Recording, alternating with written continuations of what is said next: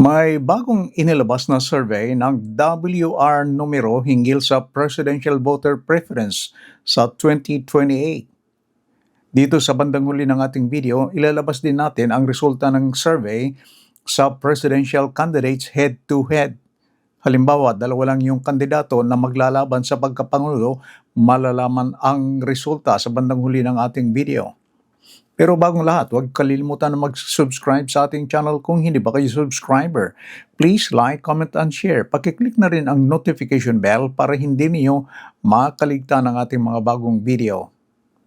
Ang WR numero survey ay ginawa noong buwan ng June 2026.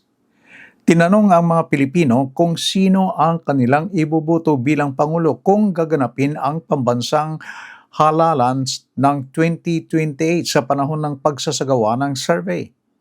Ito yung lumabas sa survey. Nananatiling nangungunang kandidato sa pagkapangulo si Vice President Sara Duterte na may 39%. Tumaas ang kanyang puntos ng 4% kumpara sa March 2026 na survey ng WR numero. Ang sumunod naman kay VP Sara ay walang iba kundi si Mayor Leni Robredo.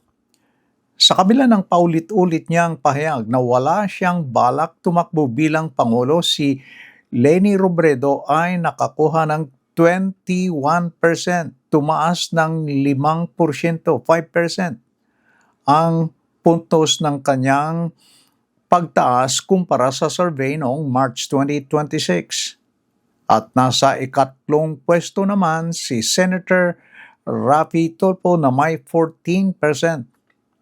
Kung ikumpara ang kanyang nakuha noong March 2026, bumaba ang kanyang nakuhang puntos. Dito sa pinakabagong survey, bumaba siya ng 4%.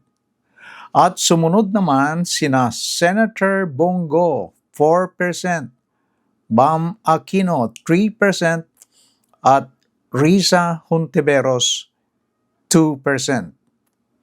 Dito sa survey, 17% ng mga respondent ang nananatiling hindi pa nakapagpapasya kung sino ang kanilang iboboto bilang Pangulo sa 2028. Nang tanungin kung maaari pang magbago ang kanilang napiling kandidato, 58% sa kanila ang sumagot na hindi na magbabago ang kanilang piniling kandidato, habang 42% ang nagsabing maaari pa silang magbago ng isip.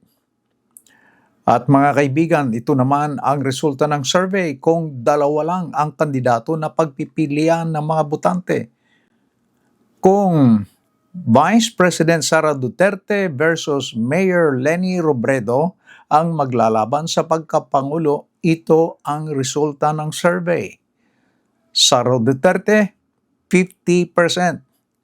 Leni Robredo, 40%. Unsure o kaya undecided, 10%. Kung si Sara Duterte naman versus Raffy Tulfo, ito ang resulta ng survey. Sara Duterte, 47%. Raffy Tulfo, 41%. Unsure, 12%. At kung si Sara Duterte versus Risa Hontiveros, ito ang resulta. Sara Duterte, 58%. Risa Hontiveros, 31%. Unsure o undecided, 11%. At kung si Sara Duterte naman versus Bam Aquino, ito ang resulta. Sara Duterte, 55%. Bam Aquino, 34%. Undecided o unsure, 11%. Mga kababayan, yan ang resulta ng pinakabagong Presidential Voter Preference Survey ng WR numero. Meron ba kayong opinion? Meron ba kayong pananaw sa nasabing survey? Kung meron, please leave your comments below. Maraming salamat sa inyong panonood hanggang sa muli.